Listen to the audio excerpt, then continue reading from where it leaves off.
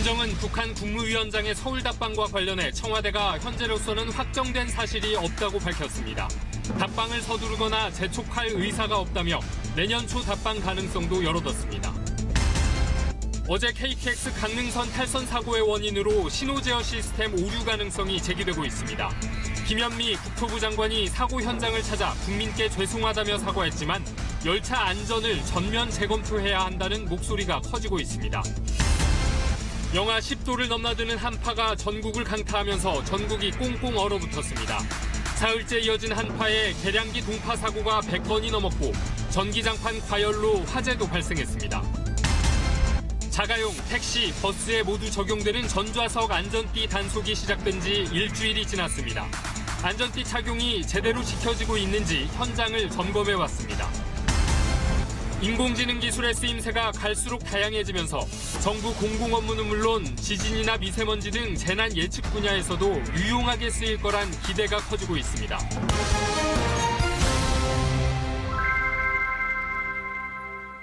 여러분 안녕하십니까? 12월 9일 일요일 KBS 9시 뉴스입니다.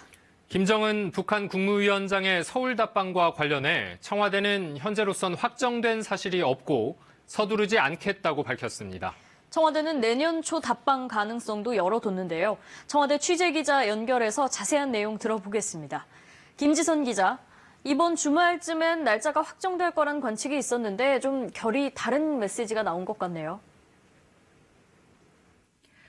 네, 오전부터 김 위원장 답방과 관련해서 서면 브리핑이 이어졌습니다. 현안 점검회의가 끝난 뒤 나온 최종 메시지는 현재로선 확정된 사실이 없고 서울 방문은 여러 상황이 고려돼야 하는 만큼 우리는 서두르거나 재촉할 의사가 없다였습니다. 북측으로부터 확답이 아직도 안 왔다는 얘기입니다. 구체적인 일정과 절차는 계속 논의해 나갈 것이라고 했는데요. 이게 무슨 의미냐라고 물었더니 청와대 핵심 관계자는 현재 시점에서 김 위원장 답방 결정이 임박한 것 같지 않다라고 답했습니다. 김 위원장이 아직 결단을 내리지 못한 상황에서 내년 초에 올 가능성에 무게를 둔 것 아니냐 이런 해석이 나왔습니다. 네, 김 기자. 이 청와대 설명대로 북한이 아직 답을 주지 않은 거라면 그 이유는 뭘까요?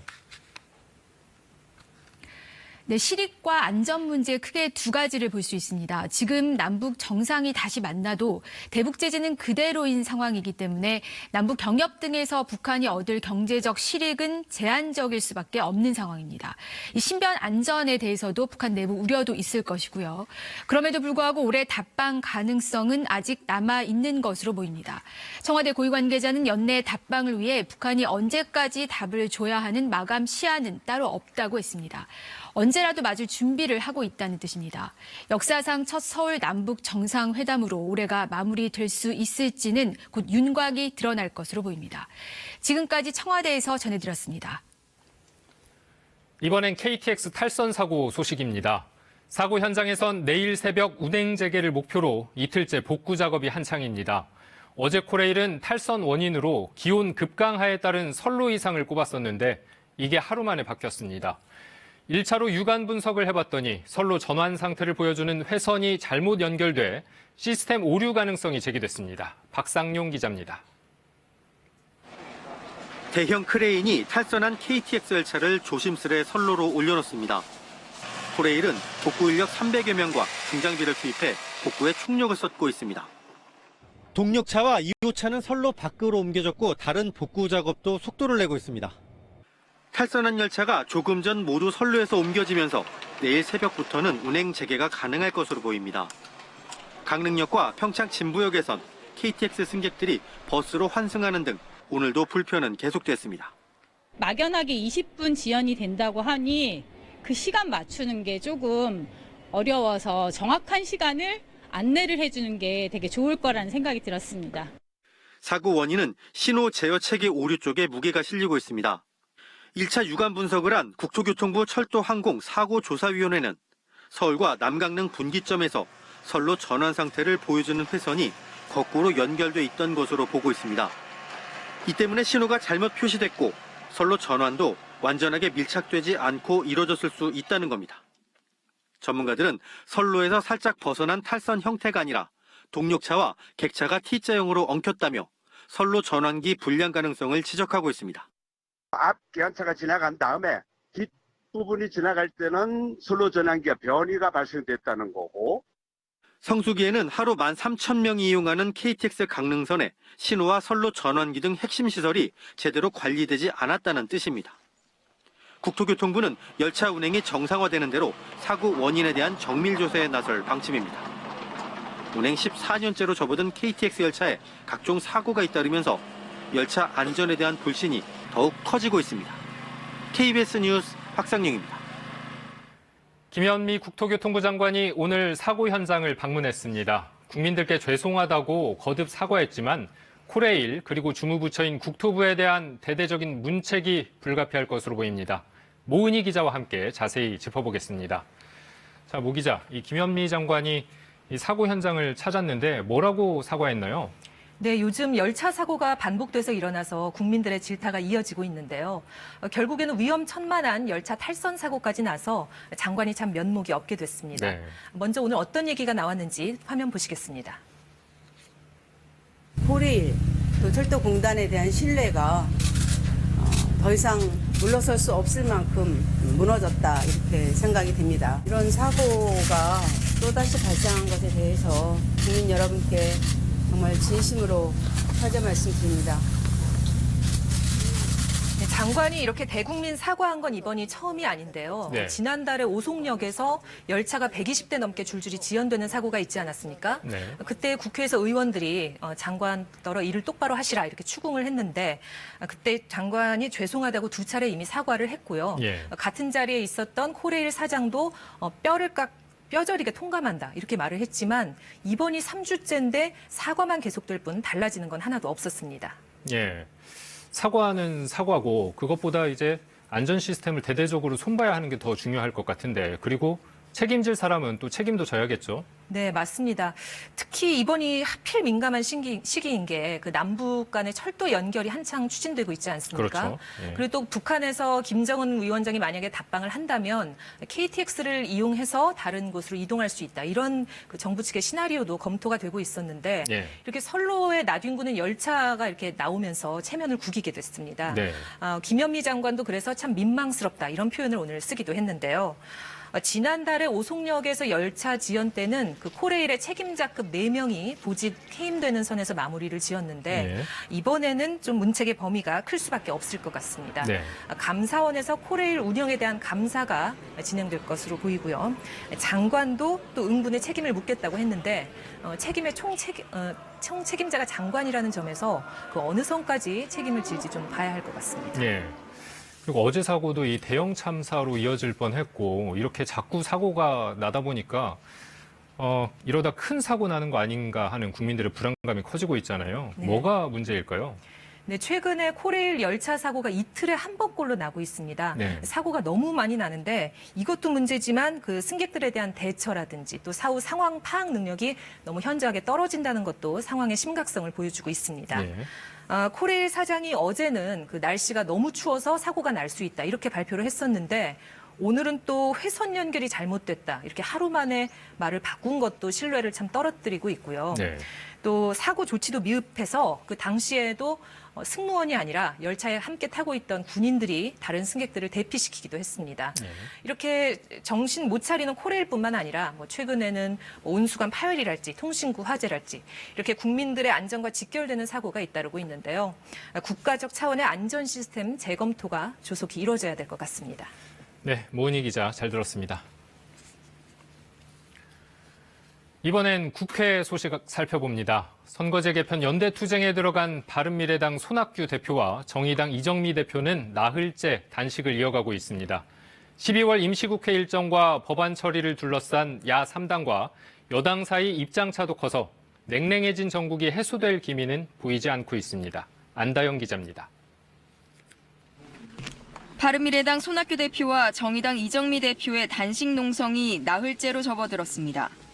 연동형 비례대표제 도입에 대한 여야 간 합의가 있을 때까지 단식 농성을 이어가겠다는 뜻을 굽히지 않았습니다. 연동형 비례대표제가 노무현 대통령 때부터 기조고 하니까 이제 우리가 선거제도를 개혁을 해서 국회가 제대로 움직일 수 있도록.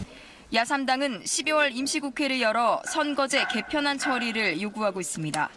하지만 민주당은 김상환 대법관 후보자 임명동의안 처리 등을 위해 20일 원포인트 임시국회를 검토 중이라고만 밝혔습니다. 원포인트 국회는 국민을 2번, 3번 기만하는 것입니다. 12월 임시국회 동안 밀린 선거제도 개혁 기본 방향을 합의해서 완료해야 되고, 평화당은 광화문에서 시민들을 상대로 선거제도 개혁 촉구에 나섰습니다. 식탁에서 의자가 치워져 버린 분들에게 의자를 놓아주는 운동이요. 사회적 경제적 약자들에게 목소리를 찾아주는 운동입니다. 예산안 처리 후 사실상 중단된 여야 간 선거제 개편 협상은 적어도 올해 한국당 원내대표 경선에서 새 원내 지도부가 선출될 때까지 미뤄질 것으로 보입니다. 최종 후보 등록을 마치고 양자 대결 구도가 된 한국당 김학용, 나경원 후보는 의원들 간 공감대 형성이 필요하다며 시간이 걸린다는 입장을 밝혔습니다. 예산안 후폭풍으로 전국은 급냉하고 있습니다. 내일 국회의장 주재로 교섭단체 3당이 만나지만 선거제 개편에 대한 이견이 커 해법 마련은 쉽지 않아 보입니다. KBS 뉴스 안다영입니다. 사흘째 영하 10도를 넘나드는 한파에 전국이 꽁꽁 얼어붙었습니다. 전국적으로 계량기 동파 사고가 100건 넘게 신고됐고 전기장판 과열로 화재가 발생하기도 했습니다. 주의가 필요한 시기입니다. 이정훈 기자입니다. 서울 성동구의 한 아파트.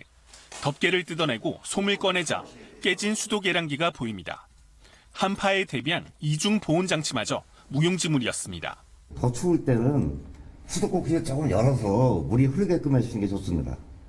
물이 나오지 않는 주방에는 빈 그릇만 잔뜩 쌓여 있습니다. 낮 시간이라 동파 걱정을 하지 않았던 주민들은 큰 불편을 겪어야 했습니다. 낮에는 땄으니까 낮에는 얼 리가 없잖아요. 저녁에 얼으면 얼었지. 그래서 그냥 간 거죠. 복도식 아파트는 동파 사고에 더 취약합니다. 이렇게 계량기가 바깥에 노출돼 있는 복도식 아파트에서는 찬바람이 스며들지 않도록 틈을 더 단단히 메워줘야 합니다. 기습 한파가 이어진 사흘 동안 전국적으로 100건 넘는 동파 신고가 접수됐습니다. 오늘 새벽 서울 노원구의 한 아파트에선 틀어놓은 전기장판이 과열되면서 불이 났습니다. 연기를 마신 주민 3명이 병원으로 옮겨졌습니다. 맹추위 탓에 주말이면 붐비던 곳들도 한산했습니다. 서울 청계천은 연말 분위기가 물씬 나도록 한껏 단장했지만 인적이 뚝 끊겼습니다. 나들이 나온 사람들은 칼바람에 금세 실내로 발걸음을 돌립니다. 작은 카페에 들어가서 따뜻하게 좀 몸 녹이고 가고 싶어요. 기상청은 이번 한파가 오늘을 고비로 누그러지기 시작해 내일 낮에는 전국이 영상의 기온을 회복하겠다고 내다봤습니다. KBS 뉴스 이정훈입니다. 전 영부인을 사칭한 여성에게 사기를 당해 수억 원을 건네고 자녀들의 취업도 청탁한 혐의를 받고 있는 윤장현 전 광주광역시장이 오늘 새벽 네팔에서 귀국했습니다.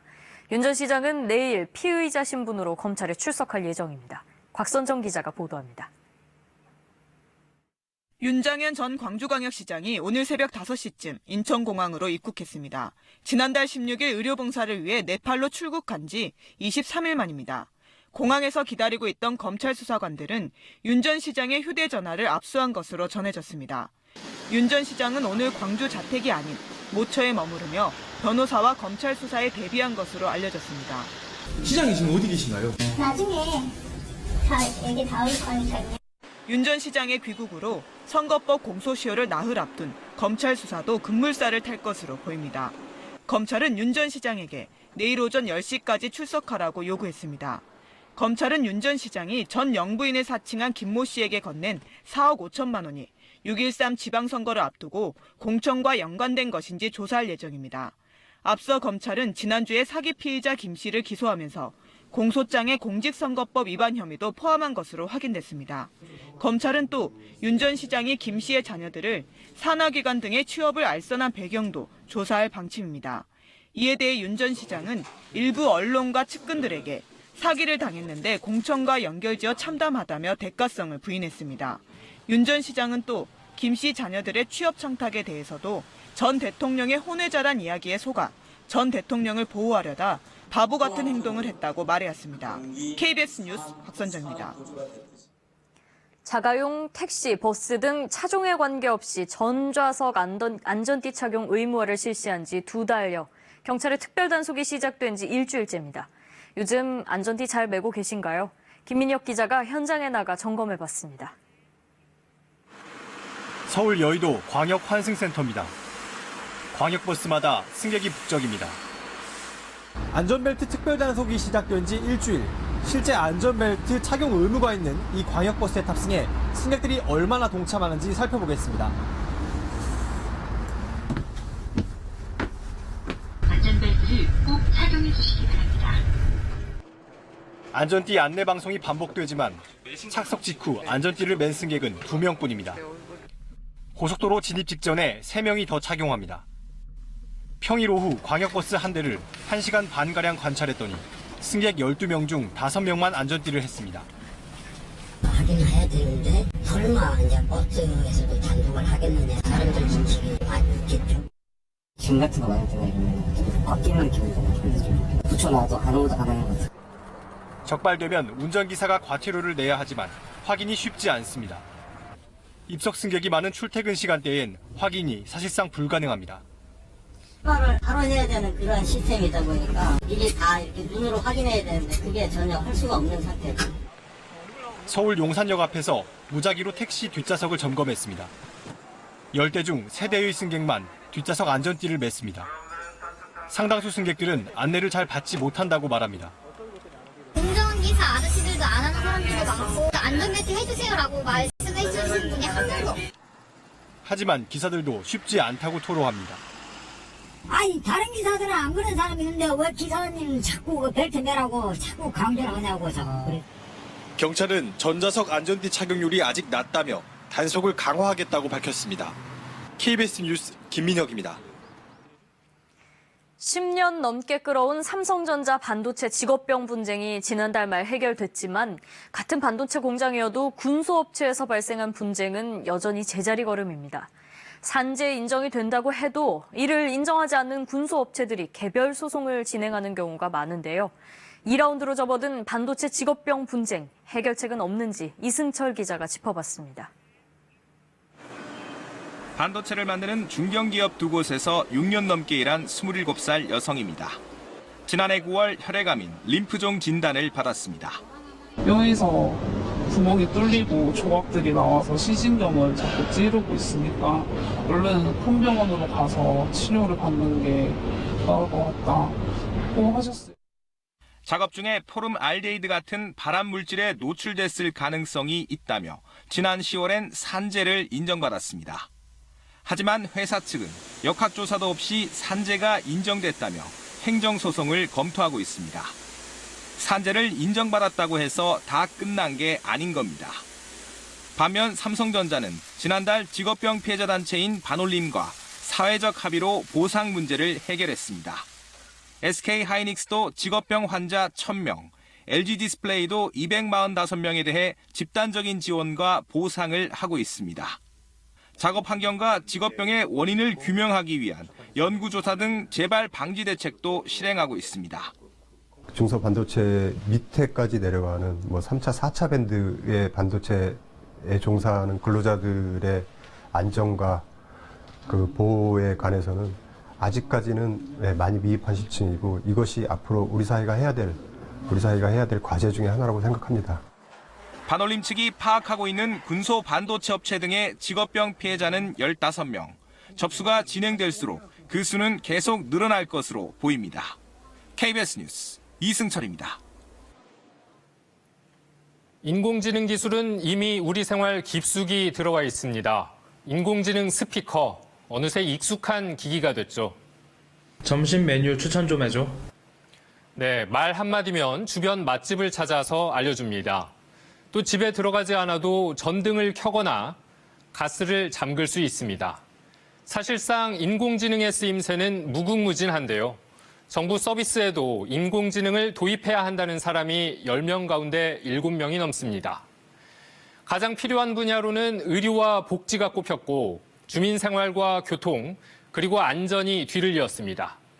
인공지능 기술이 어디까지 발전했고 특히 공공 분야에서는 어떻게 활용될 수 있는지 손서영, 차정인 두 기자가 차례로 전해드립니다. 스크리닝 마모그램 한 줄 드시고 그레이드 B 파렌키마인 피리어드. 환자의 초음파 영상 판독 결과를 녹음하자 음성이 곧바로 글자로 바뀌어 저장됩니다. 복잡한 의학 용어도 인공지능은 단번에 알아듣습니다. 기계학습을 통해 용어를 익혔기 때문입니다. 사람이 의사의 판독 결과를 받아 문서로 만드는 속도보다 인공지능은 3배 이상 빠릅니다. 그 시간을 굉장히 효율적으로 사용할 수가 있게 되었고, 그래서 환자 검사도 더 많이 사실 진행을 할 수 있는 측면도 아마 있을 겁니다. 기계음에 가까웠던 인공지능의 음성도 사람과 비슷해졌습니다. 실제 사람 목소리를 학습시켰더니 글자만 입력해도 거의 똑같이 읽어냅니다. 안녕하세요. 저희 가상 음성이 잘 만들어졌는지 들어볼까요? 음성 합성 기술인데 사람이 24시간 대응할 수 없는 공공 서비스 분야에서 특히 효과적으로 활용될 수 있습니다. 실제 인공지능을 정부의 공적 업무에 효율적으로 활용하는 나라도 있습니다. But today is all about data. Providing services, we're able even to predict and anticipate things, so that we are able to be much more effective in doing our duty as a public sector. 소비자들은 인공지능 서비스를 통해 단순한 재미보다 시간과 돈을 절약하는 것 같은 실질적인 편익을 바라는 것으로 나타났습니다. 인공지능 기술이 발전하면서 생길 수 있는 거부감을 극복한다면 인공지능의 쓰임새는 더 커질 것으로 기대됩니다. KBS 뉴스 손서영입니다. 한반도 관측 사상 가장 강력했던 경주 지진. 뒤따른 여진만 모두 600여 차례에 이릅니다. 공포의 대상인 여진을 미리 알 수는 없을까? 미국 연구팀이 인공지능을 활용해 먼저 도전장을 던졌습니다. 하버드대와 구글 공동 연구팀이 인공지능의 전 세계 주요 지진의 여진 데이터를 기계학습시켰더니 여진 예상 지역의 정확도가 기존 3%에서 6%로 2배 높아졌습니다. It's worth noting that this is a very difficult kind of prediction task, and so any progress represents an advance. 국내에서는 미세먼지 등 대기오염 예측에 인공지능이 적용되고 있습니다. 2년 전 미국 IBM과 인공지능 미세먼지 예측 모델을 개발한 국립환경과학원. 올해부터는 독자 오존 예측 모델에도 인공지능을 시범 운영하고 있습니다. 인공지능 모델이 현재 사용하고 있는 이런 수치 예보 모델보다는 관측값과 경향성이 비슷하게 나타나는 것으로. 기상 예측도 인공지능의 관심 분야입니다. 매미, 루사 등 한반도에 영향을 준 태풍 50개의 경로를 기계 학습시킨 결과 24시간 뒤 태풍 진로의 예측 오차가 평균 280km로 나타났습니다. 아직 기상청 예측보다 오차가 크지만 데이터가 쌓일수록 정확도는 빠르게 높아질 수 있습니다. 기상 예측에 인공지능을 더 적용하게 되면은 그 한두 시간 내에 정확도를 갖다가 빨리 향상시킬 수 있다는 게 장점이 될 것 같습니다. 즉각적인 대응이 필요한 초단기 재난 예측 분야에서도 인공지능에 대한 기대가 커지고 있습니다. KBS 뉴스 차정인입니다. 어느 날 갑자기 가족과 떨어져 외딴 건물 안에서 처음 보는 사람들과 평생을 살아야 한다면 어떤 기분일까요? 실제로 적지 않은 장애인들이 집안 형편이 어렵다는 등의 이유로 시설에 수용됩니다.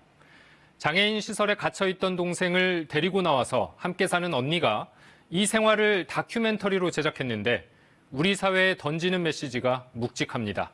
송영국 기자가 만나봤습니다. 13살의 장애인 시설로 보내져 지난해까지 18년을 살아온 중증 발달 장애인 혜정 씨. 일상적인 인권 침해가 있어 왔음을 언니는 뒤늦게 알게 됩니다. 하다못해 집에서도 때리는데 남이 돌보면서 힘들어서 몇 대 때렸기로서니 그걸 가지고 문제를 제기하면 끝이 없다. 동생을 시설에서 데리고 나와 사회가 당연한 듯 받아들이는 격리에 대해 말해보기로 마음먹습니다. 어디를 갈지, 누구를 만날지 혹은 누구를 만나지 않을지 자기 스스로의 삶을 스스로 결정해 나가는 자유를 박탈당하는 삶이거든요.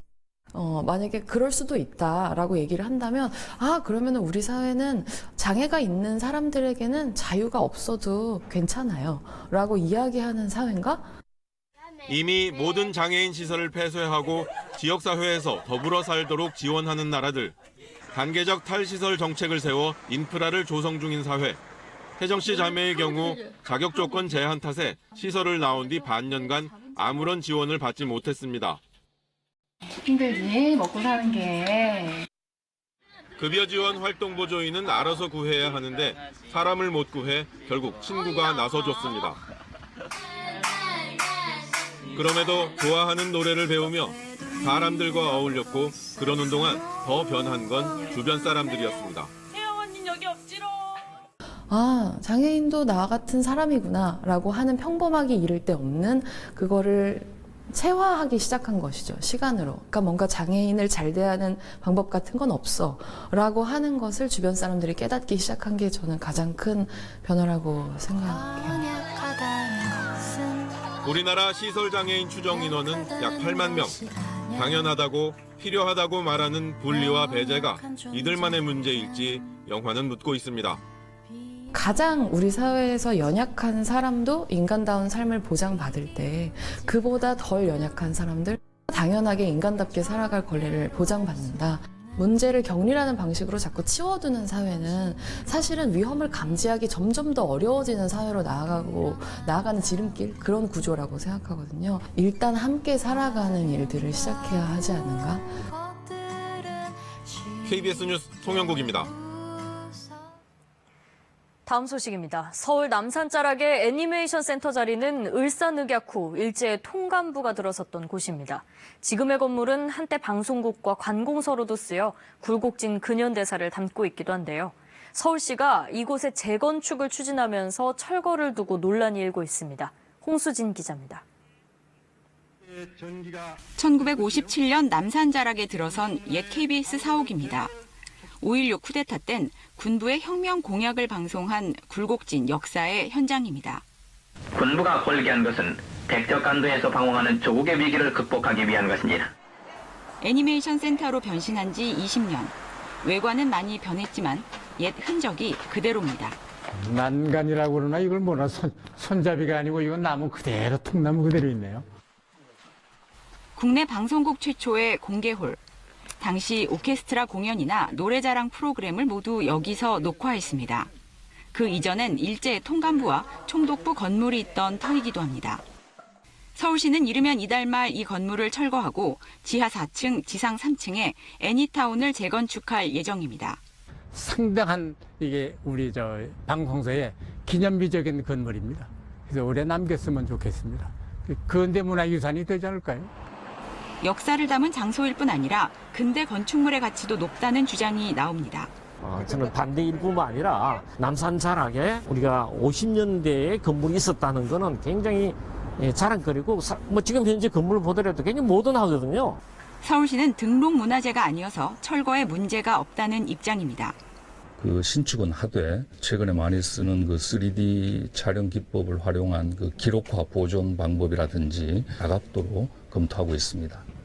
서울시는 일부 아파트 재건축 단지에는 역사 보존을 내세워 아파트 건물 한 동 일부를 남기게 하는 정책을 펴고 있습니다. KBS 뉴스 홍수진입니다. 지난달 5일 시작했던 한강 하구 남북 공동조사가 한 달여 만에 완료됐습니다. 남북 수로 전문가 10명은 35일 동안 조사선 6척에 탑승해 경기도 파주시 마누리부터 인천 강화군 말도까지 660km 구간의 수로를 측량하고 조석 관측 자료를 확보했습니다. 이 자료는 해도로 제작된 뒤 민간 선박에 제공될 예정입니다. 한국지역난방공사 고양지사는 백성역 인근에서 발생한 온수관 파열 사고의 복구 공정률이 85%라며 모레까지 복구를 완료할 계획이라고 밝혔습니다. 또 고양 지역에 매설된 341km의 온수관에 대해 긴급 점검이 진행 중이며 내년 1월 중순까지 외부 전문가가 참여한 정밀 점검도 이뤄진다고 덧붙였습니다. 중국 화웨이의 멍완저우 부회장이 캐나다에서 체포된 것에 반발한 중국 기업들이 미국산 제품 불매 운동을 시작했습니다. 중국 정부는 미국의 요구로 멍완저우를 체포한 캐나다에도 강력히 항의하고 있어 외교 갈등으로 비화될 조짐마저 보입니다. 베이징에서 최용은 특파원입니다. 화웨이 본사가 있는 광동성 선전의 한 기업이 애플의 아이폰을 사면 직원 상여금을 깎겠다고 선언했습니다. 화웨이 부회장이자 최고 재무 책임자인 멍완저우 체포에 대한 보복입니다. 청두, 후난 등 다른 지역에서도 국산 스마트폰을 사면 보조금을 주는 등 화웨이 지지운동이 확산되고 있다고 홍콩 언론이 전했습니다. 중국 정부는 미국의 요청으로 멍 부회장을 체포한 캐나다에도 화살을 돌렸습니다. 주중 캐나다 대사를 긴급 초치해 즉각 석방을 촉구했습니다.